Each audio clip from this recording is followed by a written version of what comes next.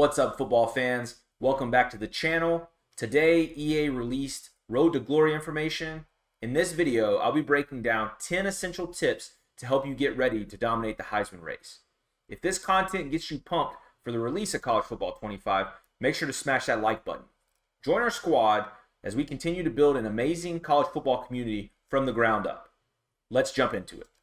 Kicking off the list, we have player creation. You're going to start the mode off by picking your career path, which is essentially your star rating that prospects have coming out of high school. This is going to come with a certain level of talent, but also matching expectations. The lower you start off, the more challenging the road's going to be to progress through your career. You can choose between a 5-star elite, which comes in at a 79 overall. They have 4-star blue chip, 3-star contributor, and then a 2-star underdog, rated as low as a 60 overall, which is going to be a big time challenge. Once you've got that set, you then go to select your position, choosing from a quarterback, halfback, wide receiver, middle linebacker, and cornerback. Personally, I would have liked to have seen a few more options, especially a tight end. I'm a big fan of using that in a mode like this, or maybe a defensive end, trying to break the sack record, and then my personal favorite, safety. I wish you could play safety, but maybe the corner can rotate over. I'm not sure how that's all going to work out, but you still have a lot of good options to choose from. Based on the position you pick, you're then going to go in and select your archetype. This is going to affect your starting attributes as well as give you skill group caps on your progression. The example you see here is for quarterbacks, and you can choose between 3 archetypes. If you pick the field general, you're going to be able to be a better pocket passer with special abilities that boost play action and trick plays.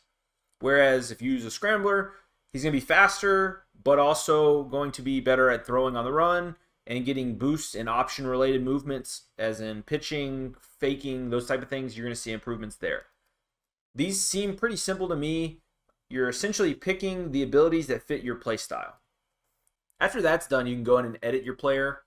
This will include updating all the basic information, name, number, where you're from, also your appearance, the gear you use, all the stuff you wear on field, and like your throwing motions and things of that nature. None of this is very different than Madden, but something that does change is the mental abilities. That is also part of this. Each player is going to have 3 mental abilities that are based on their position. Each of these are tied to categories that you must manage as a student athlete, meaning that you're going to have to spend time during your week to upgrade these or keep them level, but we're going to get into that a little later. If you fail to maintain a certain threshold, it'll be deactivated until you can get your numbers back up. So essentially, if you don't maintain your off-field time, you're going to lose these and they're not going to be activated. An important note here is if you select elite or blue chip, you're going to get a 4th ability that is in addition to the other 3, so you get 4 instead of 3. But this one is not tied to any kind of meter, so it's always going to be activated and you can't lose it. Now that your player is built, we're going to move on to item number 2 on our list, and that's recruiting. A lot of people were upset that they moved away from the old system where you would start at some point during the high school season or playoffs and play games to get recruited. Personally, I was always a fan of that, but we'll have to see how this new system works. It's going to start off with you getting interviewed by a reporter. Your responses are going to then determine your ideal pitch. This is similar to how dynasty recruiting works. The schools that align with your goals and values will be the ones that have interest in offering you a scholarship. After the interview, you'll move on to signing day. Every school will have an interest bar that tells you how interested they are in you. You can see which ones have offered you a scholarship and where you would be projected on the depth chart along with your expected role on that team. You can use all this information to select which campus you'll be taking your talents to. Once you're on campus, you have to decide how you're going to use your time each week. The blog post went into extreme detail on this part, but I'm going to give just a quick overview to keep the video concise. You start off with practice. They quote Allen Iverson. We talking about practice? That's in the blog post. I found that pretty funny. This is where you're going to play mini games to earn coaches' trust, helping you to move up the depth chart. You also have off-field commitments, including study time to keep your grades up. If your GPA falls below a 2.0, you'll be ineligible to play and will be required to attend mandatory study hall sessions to improve your GPA. You also have to manage things like your health, leadership, training, and your brand, which is where NIL deals come into play. Scenarios and dilemmas will pop up, forcing you to make crucial decisions. There's not going to be a right or wrong answer to any of these, but the choices you make will shape your journey along the way. One quick note on NIL deals. They come with rewards that can be either on-field or off-field bonuses, but they're going to cost you valuable energy. It's just something you have to manage. So it's something a lot of people are interested to see how they implement. They're going to come with a little bit of reward, but you're also going to have to move time away from some of the other things you might want to do during your week. Moving on to player progression. This is one of the things I was most excited to see. Unlike Dynasty, where player progression happens mostly during the offseason, in Road to Glory, all the progression is going to occur during the regular season. You're going to gain skill points as you accumulate XP. You can then use those skill points to upgrade skill groups.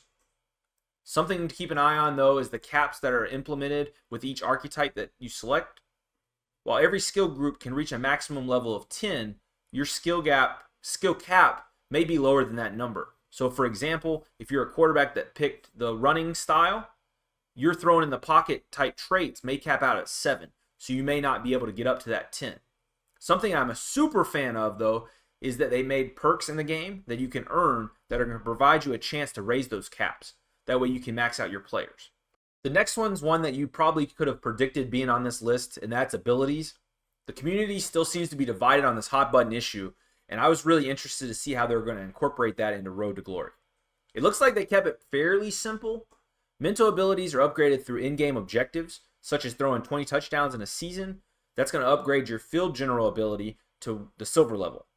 All of these are going to be position specific, but they're going to go all the way up to platinum as you progress for each different ability. Physical abilities, on the other hand, can be upgraded with the skill points that you earned. If you meet the upgrade requirements, though, so it's not just going to be as simple, you're going to have a certain threshold before you're able to upgrade it.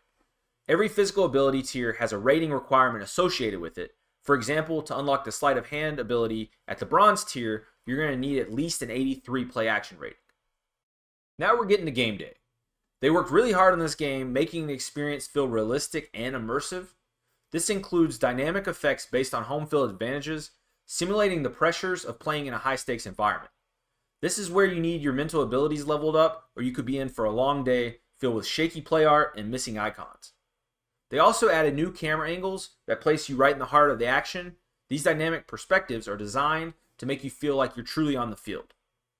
For you old school guys, though, don't worry. You can switch that camera to fit your preference. You can go in and switch it around depending on which ones you prefer.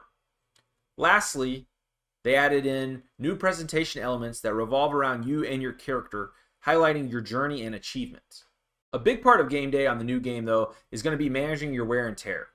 This controversial feature makes an appearance in this mode as well, forcing players to monitor your character's physical condition. In the post, they had me really laughing when they pretty much described making business decisions so that you could prevent injuries. For those of you who don't know what a business decision is, if you're about to get dunked on and you move out of the way, that's a business decision. Those are things that you make to pretty much make sure you don't get hurt. So in the post, they describe things such as missing a block on purpose just so you can save your body, or thinking twice before scrambling on second down and just throwing it away to prevent taking a big hit. So the point of all this, though, the point they're trying to make is if you start to get worn down, your attributes are going to suffer, and the coach might bench you to prevent further damage. So that might be time you're not on the field. This is another part of the mode that's going to require your attention off the field during the week-to-week management. This takes us to the topic of play calling. Off the top of my head, I couldn't remember exactly what the old system was, but after reading this, I'm pretty sure it's similar to what we're getting this year. The coach is going to call the play, and you're going to have to run that play. You're not going to be able to change it until you earn the coach's trust, and that's done through practice or in-game accomplishments. So once you level it up, then you're going to be able to call audibles, but until then, you're not going to be able to do anything. He calls the play, you're going to have to run the play. The one little bit of control you have is going to be through the use of hot routes. So you're going to have a little bit of creativity, but it's going to be interesting to me to see how long it takes to gain enough coach trust that you're going to be able to pick your own plays. If things are not going as planned at your school, you're going to have the option at the end of the year to transfer. The schools interested in you are not going to be random schools. They're not going to be schools in your conference or whatever just because they're close or because they saw you play. It's not going to be any of those reasons. It's going to be based off of the original recruitment Similar to what they're doing in Dynasty mode, it's going to be the schools that align with your player's performance and key pitches. So if you were interested in them coming out of high school, it's going to be those same teams when you go to transfer.